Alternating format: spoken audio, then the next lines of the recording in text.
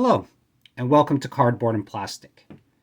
First of all, it just amazed me that I had over 3,000 people watch my last video. All the comments there, 99% of those were just purely positive.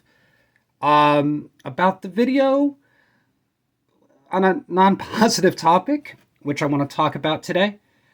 But I think it really does show that we love the hobby, we like to collect, but I think we're all just kind of frustrated about the role of grading, the investing, and the flipping in the hobby. It's just really hard to take right now. And today's video, I'm going to go over 3 things that I would like to change about the hobby. And well, one of them, I don't think there is a good way to change it, but just bring it to people's attention.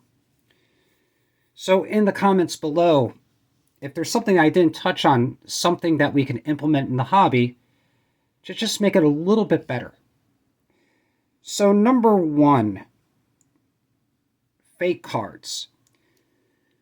Fake cards are a big issue, and I don't think any company has done a really good job of fixing that issue that sells cards. So for instance, eBay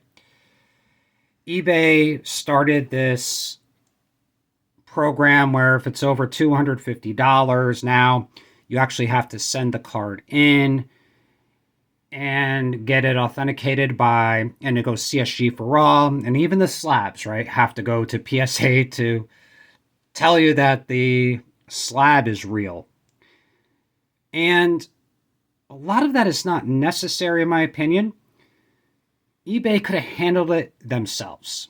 So when there's a new seller that comes on eBay, and all of a sudden the seller has all these 1950 Mickey Mantles, Hank Aaron's, and they never sold any cards before. They have a 1986 Fleer Jordan.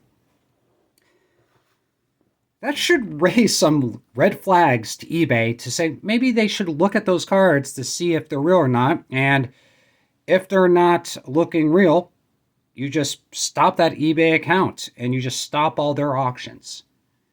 So if there was just a couple of educated people about cards that eBay hired to look through the listings, or if somebody tries to flag a listing, like maybe this card isn't real, they could go there and look at those cards, and it's very obvious when you have fake cards, even through the pictures, and just stop those cards from being sold. And we don't need to go through CSG or PSA to authenticate our cards. And the other thing too is a lot of people getting into vintage. There's like, stay away from Facebook Marketplace if you're buying vintage. That, like, on the forums, that's what I see a lot of times is these people new into vintage, they get fake cards. And where'd you get those from? Oh, like some seller on Facebook Marketplace that had a uncle that died and I just got to get rid of these cards. No, you got scammed. So just, we got to educate people about, just try to buy from sites that you have some protection. Maybe use PayPal, goods and services. Don't use friends and family, and just protect yourself. So fake cards, we got to try to get those out of the hobby. Number 2, grading companies have to have a little bit more responsibility. So right now, and CSG is having a sale for $9 to get all your 2023 Bowman into slabs. That is stupid. There's so much garbage being thrown into these slabs for people trying to flip and make $1. We don't need that. If you're SGC, I know you're getting money from Fanatics or whoever's sponsoring that to try to make the current product more exciting. However, you are not helping us, the collector.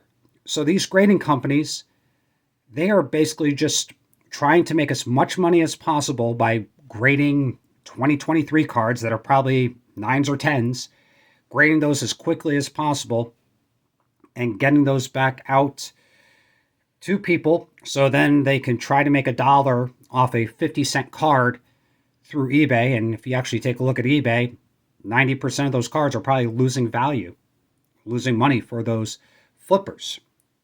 And I don't feel sorry for them. So what could these grading companies do? Well, instead of giving out these specials for 2023 products or like just ultra modern products, try to get the collectors back involved. So why hasn't there been a 1970s submission special by PSA, by SGC? They used to do that in the past.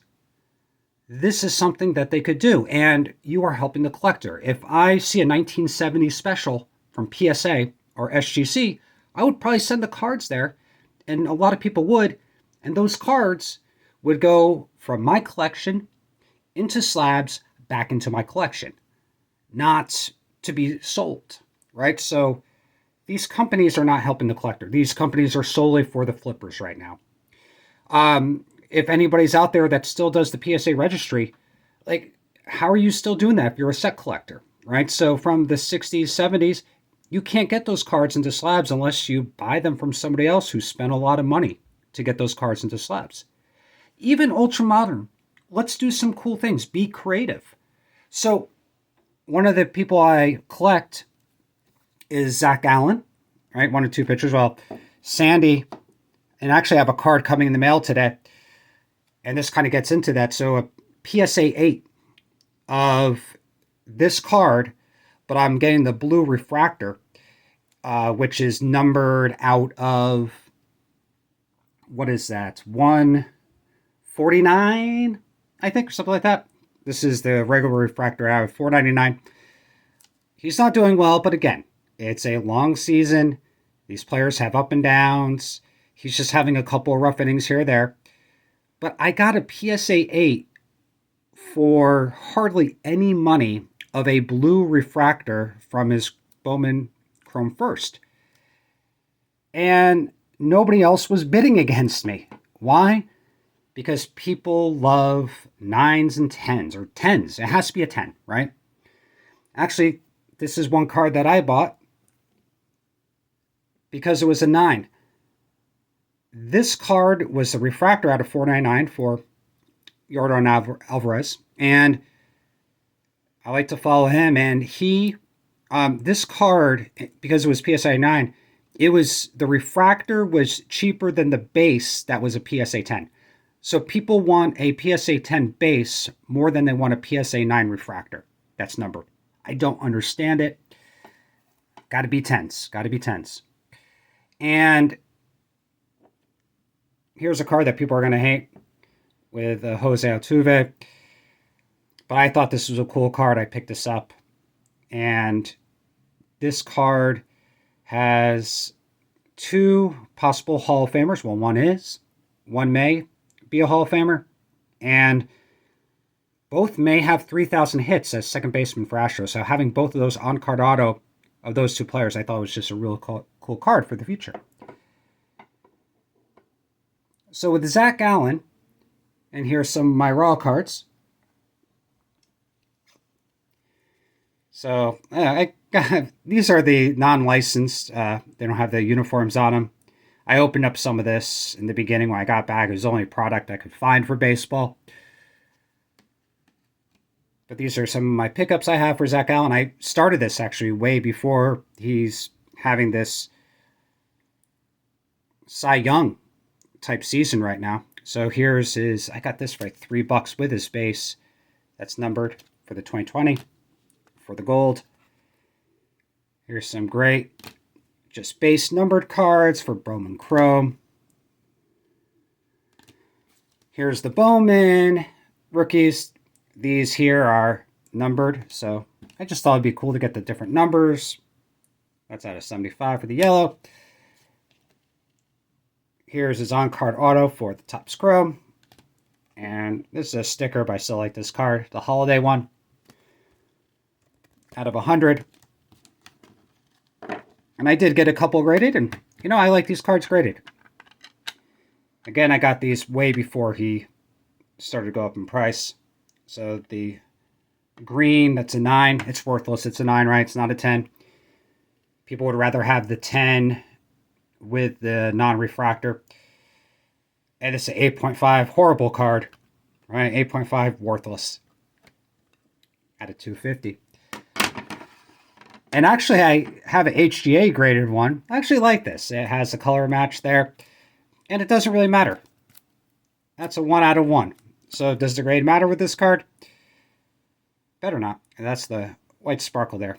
This card is probably could sell for way more than it's worth. I pulled that in a pack of the white sparkle packs there. But what could the grading companies do? The grading companies could say, okay, let's have a Zac Gallen was like the pitcher of the month. Let's do a Zac Gallen special. And so you just want to be getting all this 2023 crap into slabs. You would get like maybe a PC collector would be like, well, I have a lot of Zac Gallen. I'm going to send this into SGC, PSA. Right? So bring back these collector grading specials. Don't do this for the flipper. Do it for the collector. And if these companies don't do it, if they just cater to the flippers and all the flippers are gone, they're going to lose a lot of business from the collectors that they ignored, neglected for a long period of time. And my last one, gambling. We got to get the gambling out of the hobby. And I got a couple of things here. So, number one, we have breakers. Why do we have breakers? I mean, I guess it's entertainment for people, but all it is pure gambling. And you're also gambling with people that have tended to be unethical, and they just keep, if there's a really nice card, they're just going to keep it. So we're basically gambling, and then you're gambling that you're actually going to get the card that you won, and somebody's not going to do like a sleight of hand off camera and just take that prize card away from you. But this bothers me the most. We have these influencers, right? We have, well, I'm just going to mention one here, Sports Card Investor. And what he does, I don't care, right? If people want to watch him, get investing advice, and treat cards as purely investment, fine. Just don't go after the kids. And this is the most disgusting thing, and I don't think it's talked about enough. He is using his kid to promote market movers and also to teach kids about gambling. And so if he has his Card Kids channel, which he uses his kid, they do box breaks.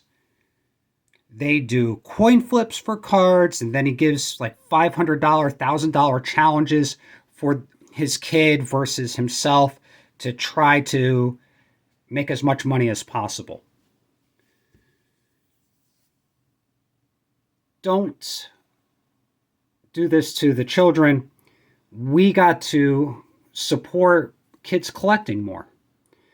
And it's just not done enough. So those are the three things. So we got to try to handle these fake cards. We got to have these grading companies support the collector more and not the flipper.